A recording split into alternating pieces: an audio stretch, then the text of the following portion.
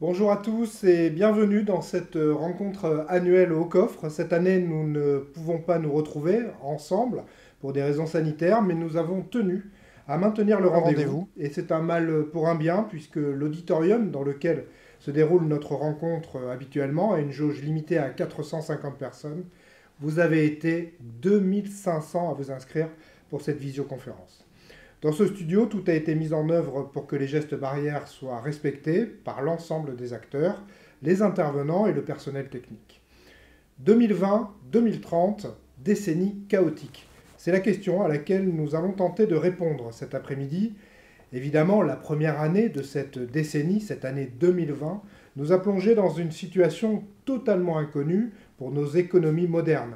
Un virus qui met à l'arrêt une planète entière en quelques heures.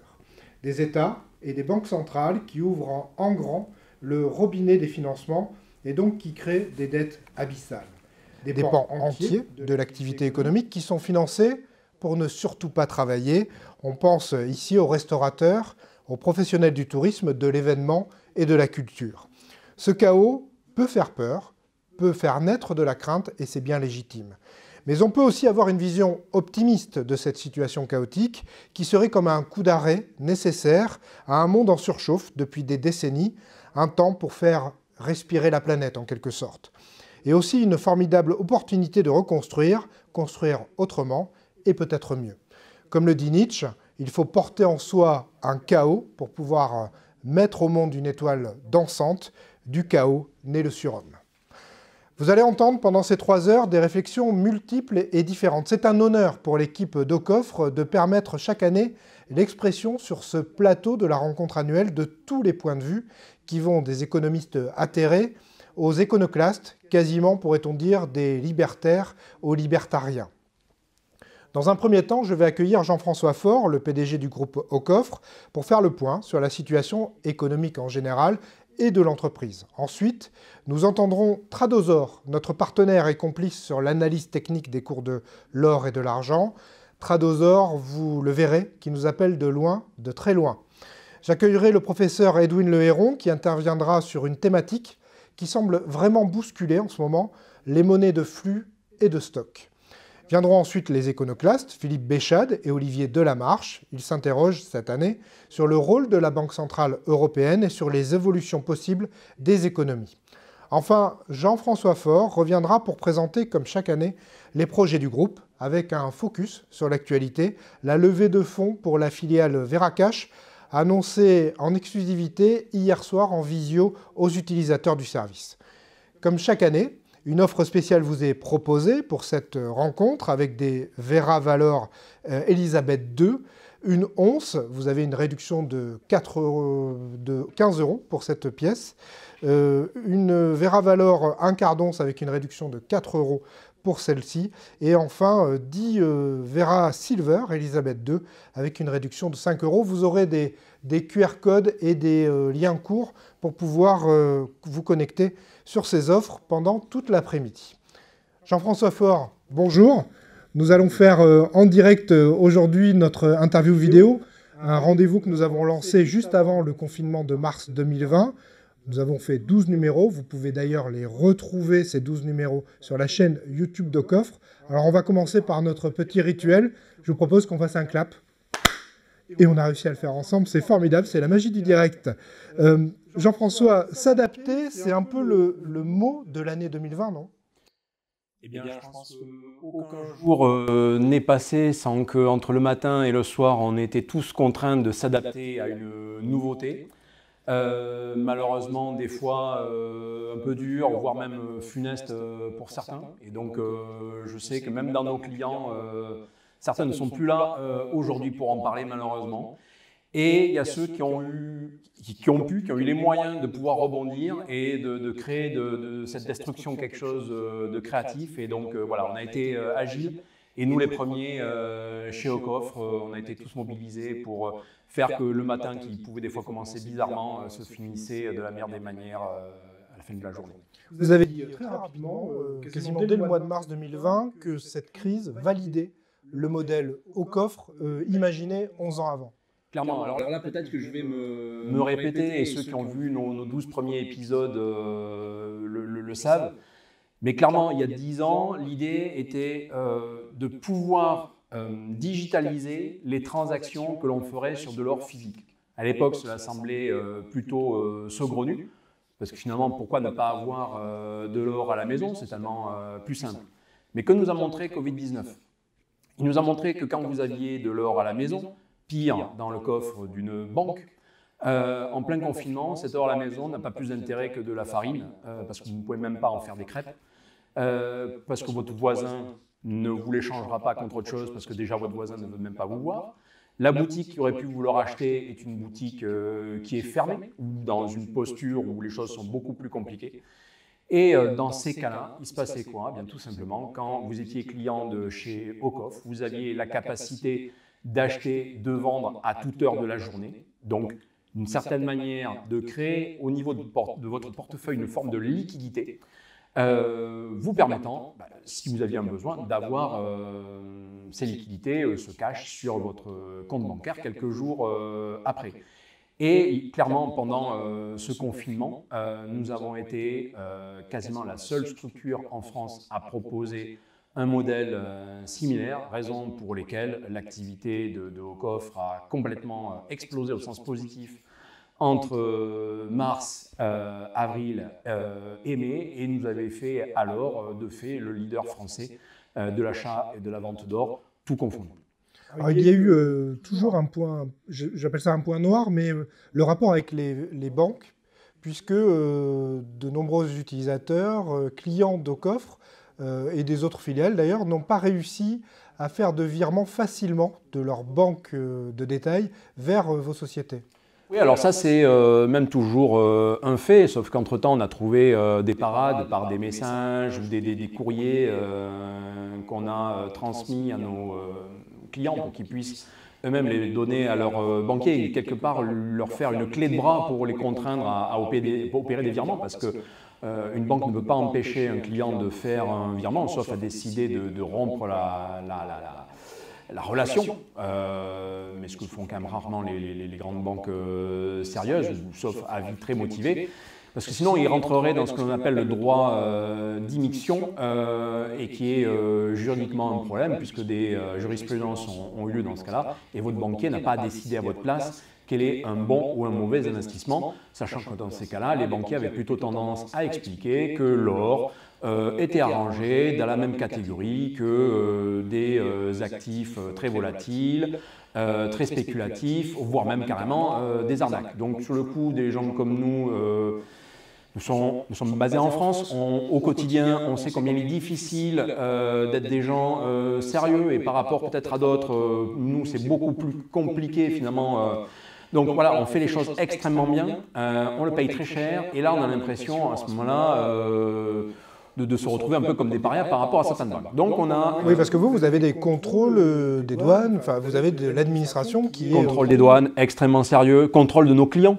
Aujourd'hui, peut-être notre meilleur agrément, c'est finalement celui de notre association d'utilisateurs qui met son nez à la fois dans nos comptes, dans notre modèle de fonctionnement, mais aussi tous les ans les audits annuels, bon, qui cette année seront peut-être un peu repoussés, mais en tout état de cause, ils auront lieu. Donc voilà, la MUAC est pour nous quelque chose d'extrêmement important. Voilà, donc on trouvait ça injuste. Et puis finalement, on est passé à un autre cap, on a donné les moyens à nos utilisateurs de passer le cap, et maintenant on est presque devenu joueur. Et donc, quelque chose que l'on a fait récemment, c'est, à titre personnel, d'aller tenter d'ouvrir un compte à la Société Générale pour le compte de la société Ocoff. Alors pourquoi la Société Générale? Ceux qui rentrent Société Générale et blanchiment d'argent, etc., verront qu'il y a quand même des grosses actualités lourdes récentes, donc dans le cadre des fameuses FinCEN. Et donc évidemment on a tenté d'ouvrir notre compte, et évidemment on nous a dit ouais, non, une société comme vous, non, c'est compliqué, vous ne rentrez pas dans les cases, ça serait dangereux pour nous, on serait obligé de mettre en œuvre des contrôles extrêmement renforcés, quotidiens, sur la lutte anti-blanchiment. Bon, nous, la lutte anti-blanchiment, on l'a fait. Voilà, ça nous est arrivé de dire non à certaines personnes. Le travail, on le fait de manière extrêmement sérieuse. Sur le coup, on n'a même pas de leçon à recevoir d'une banque. Pour preuve, il y a quelques mois, on avait eu, nous, un contrôle ACPR sur l'activité Veracash. Et sur le coup, on avait été vraiment considéré comme le très bon élève de la classe et sur le coup même meilleur que notre propre établissement de paiement dont on est agent. Donc voilà, on a fait les choses extrêmement sérieusement. Et moi, en fait, ce qui m'a fait rire, c'est que voilà, on avait choisi la Société Générale parce que justement, ils avaient un pathos autour du blanchiment d'argent avec Monaco et la Suisse. Mais il y a un autre qui me fait aussi très rire, c'est qu'ils font partie des 9 projets qui ont été sélectionnés par la Banque de France et la BCE pour mener le projet de l'euro numérique. Et là, ce qui est extrêmement drôle, c'est quand on associe la carpe et le lapin en mettant Société Générale avec Tezos, qui est donc une blockchain, une crypto-monnaie et une organisation qui est plutôt aujourd'hui considérée comme une boîte noire. Et donc c'est quand même très très drôle de voir une banque qui justement refuse d'ouvrir un compte pour une société qui œuvre autour de l'or d'une manière extrêmement transparente, extrêmement claire, et en parallèle travailler avec une organisation qui elle est plutôt dans une forme d'opacité pour des raisons qui la concernent. Mais voilà, ce qui était étonnant c'était ça, et donc c'est pour ça que je souhaitais en parler aujourd'hui, parce que ça nous permet de mettre en avant ce genre de paradoxe, et je pense qu'on ira plus loin. Et est-ce que ça pourra évoluer dans le bon sens ? Moi, j'imagine qu'avec l'arrivée des néobanques, la multiplication de l'évolution de la banque, les anciennes banques vont pas pouvoir tenir. Je ne sais pas si ça va évoluer dans le bon sens, puisqu'on voit aujourd'hui qu'entre elles, c'est un peu comme si la poche gauche n'avait pas confiance dans la poche droite. Vous avez un compte chez Société Générale et vous voulez faire un virement vers Revolut, N26, même Orange Bank. Ça peut être des fois très compliqué. Parce que le prétexte qui est donné, des fois ils vous l'écrivent noir sur blanc dans un email. Il y a eu des cas de fraude ou d'arnaque, oui, mais est-ce qu'il n'y a pas des cas de fraude ou d'arnaque avec une banque classique? Je peux vous le dire que nous, ça nous est arrivé effectivement de voir arriver de faux virements organisés, enfin mis en œuvre par le biais d'une banque, tout ce qu'il y a de plus classique, et visiblement qui avait réussi à être outrepassé par quelqu'un qui était d'une mauvaise intention. Donc je pense qu'il y a les grandes banques n'ont pas trop de leçons à donner à des gens comme nous, y compris nos confrères néobanques. Je dis confrères puisque sur le coup, Veracash est clairement un confrère, un concurrent des néobanques. On va pas trop parler du cours de l'or et de l'évolution du cours de l'or pendant cette année parce qu'on a Tradosor qui va nous faire ça très bien dans quelques minutes maintenant. Mais quand même, est-ce que pour vous, ça a validé ce que vous dites sur l'or, c'est-à-dire que ça a bien joué son rôle de valeur refuge sur le long terme d'une année? Finalement, il ne s'est pas passé grand-chose de violent? Non, mais l'or en fait a joué son rôle quasiment en temps réel, alors toujours un petit peu avec les 2 à 15 jours de décalage, mais qu'on connaît et qu'on observe systématiquement. On les a vus en 2011, on les avait vus en 2008, en 2009. Là, c'est peut-être un tout petit peu plus rapide puisque on était déjà dans un climat qui était un petit peu incertain, un petit peu problématique. Et le cours de l'or n'avait pas attendu Covid-19 pour partir à la hausse, puisque c'était déjà quelque chose qui avait été initié en septembre de l'année 2019, puisque pour mémoire, à l'époque, on avait un conflit carrément ouvert entre la Chine et les États-Unis sur le commerce. On avait Brexit qui était toujours dans les tuyaux. On avait nos taux négatifs, en veux-tu, en voilà, donc qui avaient été un petit peu les starters du départ de l'or. Et là, à ce moment-là, qui avait acheté de l'or? Des institutionnels, des traders, que ce soit des humains ou mes fameux 95% de petits robots de trading. Ils ont acheté de l'or et grand bien l'or en a pris puisque en mars, quand il y a eu le crack boursier, eh bien à ce moment-là, ils ont pu en revendre massivement pour équilibrer les moins 30% qui se prenaient sur les actifs et leur permettant... Ben voilà, parce qu'ils ont dénoué des lignes et à la fin, plutôt que d'être en perte, ils étaient peut-être en petit gain ou en tout cas limiter la casse. Et donc voilà, l'or nous a montré qu'il marchait très bien et depuis d'ailleurs, il était reparti à la hausse. Pourquoi? Parce que de nouveau, ces opérateurs en avaient racheté. Donc voilà, on est dans un cycle qui est plutôt très logique et qui a encore montré les qualités de l'or. Donc dans un quart d'heure, Tradosor vous refera toute l'année du cours de l'or et de l'argent avec les différentes variations et les explications sur ces variations. Je voudrais revenir sur la crise et essayer de voir si on peut faire un parallèle entre la crise 2009-2011, quand vous créez Aucoffre, finalement, à ce moment-là, Aucoffre naissant, et cette crise de 2020. Pour Aucoffre, qu'est-ce qui a été différent dans la gestion de cette crise et dans la vie autour de cette crise? Alors, déjà, la perception d'un service comme le nôtre, C'est-à-dire que nous, voilà, on est clairement des enfants de la crise de 2008. Et pour autant, on était sur des modèles de fonctionnement autour de l'or qui étaient encore ceux des années 70. D'ailleurs, globalement, moi, à mes époques, la lecture pour monter au coffre était aussi des lectures des années 70 et des années 30. Voulant dire que l'or, c'était de l'or qu'on avait à la maison, c'était de l'or qu'on vendait dans des boutiques, on pouvait des fois, si on avait un peu de chance, acheter dans une banque et l'y revendre. C'est comme ça qu'on fonctionnait. L'or était encore un peu vu, des fois, comme une forme de relique barbare, malgré tout. Donc même s'il est rentré dans certains portefeuilles, il n'y rentrait pas d'une manière aussi dynamique, aussi décomplexée qu'il peut l'être aujourd'hui. Donc c'était plutôt une certaine typologie de clientèle qu'on pouvait avoir, alors qu'aujourd'hui, on est en train de se réouvrir sur un public beaucoup plus large. Et pour preuve, regardez les cryptoactifs qui se montent aujourd'hui, notamment les stablecoins. Ben, l'or prend sa place. On n'a pas nécessairement vu tant de stablecoins autour d'autre chose que de l'or, en dehors des devises évidemment. Regardez ces fameuses néobanques qui rajoutent de leur papier dans les choix possibles pour leurs clients. Donc l'or, en fait, c'est remonétisé. Alors il a peut-être loupé le coche. C'est sûr que 2008, ça a été le top départ pour les crypto-monnaies, parce qu'à ce moment-là, justement, l'or qui était encore dans ce format des années 70, un peu réservé à un acheteur ou un vendeur qui pense que les zombies vont attaquer, ça pouvait effectivement contraindre la vision autour de l'or. Et je l'ai vu aussi même avec les journalistes. Le discours que l'on avait dans ces années-là était un discours où, quelque part, on était plutôt sur la fin du monde et l'or, il va aider là-dedans. Et ensuite, il s'est décomplexé et l'or est devenu plus cette matière qui se remonétise. Et dans les faits, elle s'est clairement remonétisée. Pour preuve, regardez la Turquie qui l'utilise aujourd'hui pour payer son pétrole iranien, ou le Venezuela qui l'utilise pour payer ses missiles russes. C'est vrai que quand on lit le livre blanc à la création du Bitcoin, si on met or à la place de Bitcoin, on est pas mal. Ça marche parfaitement, en fait, or, mais rajouter un système technique qui permettrait que l'or ne soit pas centralisé. Alors évidemment, la matière physique est nécessairement centralisée, mais ce qui compte, c'est quelle est la gouvernance que l'on met en place autour de ça pour ne pas tomber sur un étalon or, comme on l'a connu dans les années 30 jusqu'aux années 70 aux USA, où sur le coup, l'étalon or version américaine, c'est une confiscation de l'or de ses citoyens.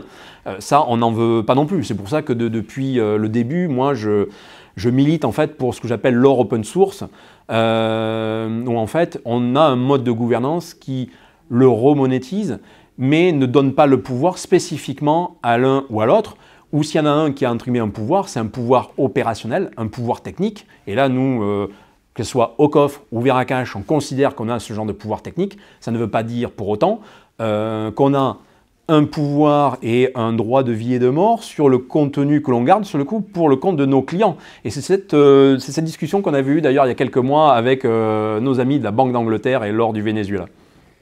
Alors justement, puisqu'on parle de l'Angleterre, très bonne transition, pendant la crise, vous avez créé, vous avez produit, et vous avez produit de nouvelles pièces avec une thématique essentiellement britannique, voire très focusée sur la reine d'Angleterre. Je ne comprends toujours pas ce que vous avez comme rapport avec l'image de la reine d'Angleterre, mais en tout cas, vous êtes très branché sur la Queen. Qu'est-ce que vous avez produit et pour quelle raison ? Alors effectivement, oui, il y a un gros attachement à la reine d'Angleterre parce que chez nous, en fait, c'était un challenge. Et ça qui remonte à 2017, voire même bien avant, en fait, quand on a créé les premières Veravalor en 2011, le chef de projet Veravalor était anglais, Paul McGowan, et il s'est dit, bah, ça serait super si un jour on pouvait aussi placer la tête de la reine sur nos pièces. Et en fait, ça a été un petit peu un fil conducteur, un fil rouge, de peut-être une forme de challenge, d'absolu, d'Everest qu'on voudrait atteindre peut-être avant de pouvoir frapper des euros. Vu de l'extérieur, c'est complètement dingue. Hein. Oui, bah, alors déjà, mais c'est pas possible. Alors de un, c'est pas possible, mais il nous a fallu quand même 3 ans, alors qu'on est quand même plutôt des fous furieux, et nos utilisateurs savent que généralement quand il y a un projet, on le lance au mois de mai, généralement il est quasiment terminé au mois de novembre. Sauf que là, ça a commencé en 2017, on est passé avec Gibraltar, qui sont pourtant des amis, mais la reine n'a pas donné son aval sur le projet, ça a été compliqué, donc on a été obligé de changer de pays. Et donc là, en 2019, on a négocié avec la Nouvelle-Zélande, on a eu les accords en début d'année 2020, et ça nous a permis de pouvoir lancer la Veravalor Elisabeth II à cours légal, avec la Nouvelle-Zélande par le biais d'une de ces petites îles, les îles Niue. Voilà. Parce que votre idée, c'était de faire des pièces à cours légal. Oui, c'était vraiment l'enjeu. Pourquoi le cours légal et pourquoi aussi l'arène? C'était une posture de reconnaissance internationale. Alors je sais que pas mal de nos utilisateurs, et j'ai été challengé par les membres de la MUAC sur le sujet, mais je sais avec bienveillance et j'aime pouvoir répondre là-dessus, c'est que le lancement de cette pièce à cours légal pouvait se faire au détriment de la Vera Valor une once jeton, que l'on aime toujours autant. Alors je fais juste une petite parenthèse là-dessus. À date, la Vera Valor une once jeton devient donc une pièce collector puisque la frappe a cessé. Donc sur la une once, on est à un peu plus de 60 000 pièces. Donc on est sur une pièce de collection puisqu'il y a un début, il y a une fin, elles sont toutes numérotées. Et il faut savoir aussi qu'il y a une petite différence sur la fiscalité. Donc ça veut dire que globalement, quelqu'un qui aurait des pièces en coffre France, plutôt des Vera Valor jetons, bien fiscalement, il a plus de possibilités, plus de choix. Toujours bon, la même franchise à 5 000 €, mais après il peut opter entre taxes forfaitaires et taxes sur les plus-values. Alors que sur la pièce à cours légal, bon, évidemment il y a les 5 000 €, mais on n'a qu'une imposition sur les plus-values. Donc, depuis le début, l'intérêt pour la jeton reste intact et c'est une pièce qui, du fait de sa rareté, va rentrer dans une forme de second marché avec ce que ça veut dire quand un second marché s'organise autour d'une pièce dont l'intérêt, je viens de le rappeler, est toujours évident. Pour autant, nous, il était stratégique de passer au cours légal parce que ce qu'attendent les utilisateurs de la plateforme Ocoff ou de Veracash, ou même des futurs travaux qu'on va faire sur d'autres plateformes, c'était absolument d'avoir un rayonnement qui nous permette d'avoir de plus en plus de clients, d'utilisateurs. Et quand il y a beaucoup d'utilisateurs sur Ocoff, eh bien, potentiellement, quand vous êtes vendeur de votre pièce, vous avez plus de personnes qui peuvent l'acheter. Donc il y a 3 sortes de pièces que vous retrouvez dans l'offre, justement dans l'offre spéciale de la rencontre. J'imagine qu'on vous les montre sur l'écran. Donc là, une once, un quart d'once, toujours en or. Tout à fait. Donc ça, c'est pour que ce soit un peu plus accessible. Oui, exactement. En fait, on a avancé, entre guillemets, par concurrence. C'est-à-dire que nous, le flagship, bon, évidemment, ça reste la pièce de une once parce que c'est la pièce qui se vend le plus et parce que le cours de l'once est le cours international reconnu. Une once, c'est facile de voir le prix. Ensuite, pourquoi la un quart d'once et pas pourquoi la demi? Pourquoi? Parce qu'on a massivement vendu du Napoléon et du Souverain pendant la période de confinement, entre guillemets un peu par défaut. Non pas que ce ne soit pas des super pièces, nous on est très fans du Napoléon, mais il est juste un peu fiscalisé sérieusement on va dire, et les souverains, parce que sur le souverain il y a la reine d'Angleterre, et je suis fan de la reine d'Angleterre. Mais ce ne sont pas des pièces entre guillemets neuves, ce ne sont pas des pièces qui en matière de sécurité sont au top du top. Et nous, on sait faire des pièces neuves, on sait faire des pièces en or pur, on sait faire et sécuriser. Nos pièces de un quart d'once ont une référence unique. Donc votre pièce n'est pas celle du voisin. Et vous n'allez pas avoir quelqu'un qui va s'amuser à déplacer des containers toujours avec les mêmes pièces pour donner l'impression qu'il y a la même quantité d'or. Non, non, ben là tout est numéroté, donc tout doit être à sa place. Et pour nous, c'est vraiment excessivement important. Donc il fallait passer à cette carte d'once qui était un petit peu compliquée à mettre en œuvre. On a réussi, elle est frappée de très très belle qualité et d'ailleurs vont très bientôt arriver dans les coffres des ports francs. Et donc effectivement avec un prix qui est dans les niveaux des Napoléon et... Exactement. L'idée c'est qu'on soit frontalement sur des prix similaires, voire des fois inférieurs. Alors dans notre écosystème, hein, je ne vais pas dire qu'on ne sera pas nécessairement plus cher que certains concurrents en boutique, mais qui étaient fermés pendant le confinement, donc on ne parle pas de la même activité. Et puis on a lancé l'argent aussi. Alors l'argent, chez nous, c'est relativement récent puisqu'on ne propose des pièces en argent que depuis 2015. Mais on a donc nos fameuses Vera Silver jetons qui ont dépassé les 1 100 000 pièces frappées. Donc ça veut dire qu'en France, on est la pièce d'argent d'investissement la plus frappée. Et depuis, on s'est mis au cours légal. Donc on a eu la Tanzanie, on a eu Gibraltar. Et là, évidemment, comme on voulait avoir une cohérence et avoir la même tête de reine des années 90, on a fait donc une pièce avec les îles Niue et donc la tête de la reine dessus. Et pareil, l'idée c'est d'avoir un prix abordable, d'une pièce qui puisse être reçue à la maison, alors plutôt par lot de 10 pour optimiser un petit peu le prix, mais voilà, encore d'une très très belle qualité, et il y aura peut-être des petits frères ou des petites sœurs. Et mon petit doigt me dit que le photographe a souffert pour arriver à faire de très belles photos de cette pièce en argent. Oui, alors sur les pièces en argent, c'est tellement un souci, parce que l'argent reflète comme c'est pas imaginable, que là sur le coup, on a même fait de la 3D. Parce que ça nous permettait de mieux maîtriser la lumière. Et donc voilà, ça fait partie de ces découvertes de confinement. Et justement, il y a peut-être des méthodes qu'on va changer et maintenant peut-être plus utiliser la 3D pour certains rendus de pièces. On va terminer cette 13e émission qui est en direct avec des questions de la MUAC. Vous les avez citées plusieurs fois. Ça ne vous gêne pas que je pose une nouvelle fois des questions de la MUAC? Bien sûr, avec plaisir. La première question, c'est vous donnez la possibilité à la MUAC de venir participer aux audits. Et est-ce que vous iriez jusqu'à donner tout le cheminement avant, c'est-à-dire tous les process qualité qui vont de la fonte jusqu'à l'arrivée dans les coffres, c'est-à-dire tout ce chemin qui fait que la pièce de l'utilisateur en fait passe entre des mains, des process, et aujourd'hui on les connaît pas bien selon la MUAC. Oui, alors nous, c'est vraiment, ça fait partie de nos volontés. Alors jusqu'à présent, on ne l'a pas organisé parce que c'est une question d'organisation déjà, surtout avec nos partenaires. Donc il faut arriver entre guillemets à leur vendre le concept, mais je pense que c'est jouable. Il fallait que nous, on passe certaines urgences, et c'est vrai, notamment on l'a vu aux derniers audits, quand on est un petit peu dans l'urgence, ça peut être compliqué en même temps de faire un peu entre guillemets agence de voyage. Donc ça veut dire qu'il faut être vraiment focus pour le faire bien, et pas que les gens de la MUAC que l'on accueille se sentent un petit peu relégués de côté parce qu'on a plein d'autres choses à faire. Donc voilà, nous, ça fait partie de ces choses qu'on veut organiser de la meilleure manière. Alors est-ce que 2021 sera propice à ça? Un troisième confinement en mars, je ne sais pas. En tout état de cause, c'est compliqué de voyager. On est obligé de passer entre les gouttes. Moi, typiquement, pour aller au Port-Franc, je passe entre les gouttes. Aller voir nos partenaires de frappe, c'est compliqué aussi. Donc voilà. C'est sûr que c'est noté, on souhaite le faire, mais il faut qu'on ait une stabilité de fonctionnement pour pouvoir délivrer aussi un accompagnement qui soit de la meilleure des qualités, parce que les gens de la MUAC qui vont venir, voilà, c'est pas nous ou des collègues à nous, donc ils ont le droit aussi quand même d'être dans une certaine forme de confort. Et quand vous êtes dans une usine, une fonderie, le confort, c'est pas nécessairement ce qui a le plus au rendez-vous, quoi. Alors pour compléter, sur la transparence, vous avez aussi dit à vos équipes que l'orientation du groupe Ocoffre, c'était le partage de connaissances. Et vous allez assez loin dans cette histoire, puisque on est quand même dans un milieu, le business de l'or, qui est quand même un peu secret, qui a des us et coutumes qui ne sont pas partagés par tous.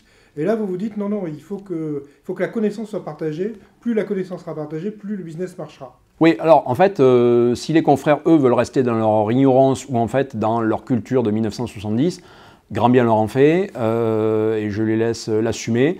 Moi, je pars du principe qu'on est dans une société en mouvement, société au sens notre organisation, mais le monde dans lequel on vit. Si on n'est pas capable de l'accompagner, je pense qu'on n'aurait pas fait le début du commencement du travail que l'on doit faire. Et ça doit passer déjà par nos collègues, par moi-même. Donc là, cette année, on a tous commencé des cursus de formation. Donc ça peut être des formations en interne, qu'un administrateur des ventes apprenne les techniques ou les savoir-faire d'un chargé de clientèle, qu'un chargé de clientèle connaisse mieux le travail de la logistique, ou qu'un alternant marketing apprenne ce qu'est le marketing opérationnel. Et c'est clair que sur Ocoffre, on est une école, nous, à ciel ouvert là-dessus. Donc ça passe par ça. Et moi-même, à titre personnel, moi, je passe en ce moment un cursus HEC, gouvernance des entreprises familiales, et accompagné par notre chargé des affaires financières du groupe. Donc voilà, on est tous dans cette logique. Et on va essayer aussi ça de le transmettre à nos utilisateurs. On a déjà commencé, et ça notamment par le travail de nos différents collègues. Donc je cite par exemple Alexandre, qui est derrière les caméras aujourd'hui, qui se charge de la captation de nos différentes vidéos. Donc plein de tutos ont déjà été filmés. Et puis de Cathy par exemple, qui est notre dernière recrue, qui est une Digital Learning Manager, et qui justement prend en charge tout le cursus de formation interne de nos collègues, par des mises en place de modules, de vidéos, etc. Et bientôt, les utilisateurs en entendront parler, parce que quand on aura fait le gros du boulot en interne, eh bien, on s'ouvrira à nos utilisateurs pour les faire devenir experts. Et donc, ne pas s'étonner si dans quelques temps, vous avez des catégorisations du genre newbie, player, expert, qui seront là en fait pour valider des niveaux de connaissances qui peut-être débloqueront des modules ou des outils internes à Ocoff qu'aujourd'hui on ne vous propose peut-être pas parce qu'on n'a pas envie de les mettre entre les mains de personnes pour lesquelles ça pourrait être dangereux pour leur épargne, et on ne souhaite pas que les gens fassent n'importe quoi avec notre plateforme, pas pour nous, on n'a pas peur que la plateforme soit cassée, mais plutôt pour eux-mêmes. Voilà. Et donc ça passe par de la formation. Merci beaucoup. On n'a plus le temps de poser d'autres questions de l'AMUAC, mais toutes les questions et les réponses sont présentes sur le site de l'AMUAC, amuac.org. Jean-François Faure répond très directement à toutes les questions qui lui sont posées. Merci pour ce 13e épisode. On va peut-être finir par un clap puisqu'on a réussi le premier. Et on est très très fort. Voilà. Donc rendez-vous à la 14e session où vous ne verrez pas ce magnifique jeu de théâtre avec les claps.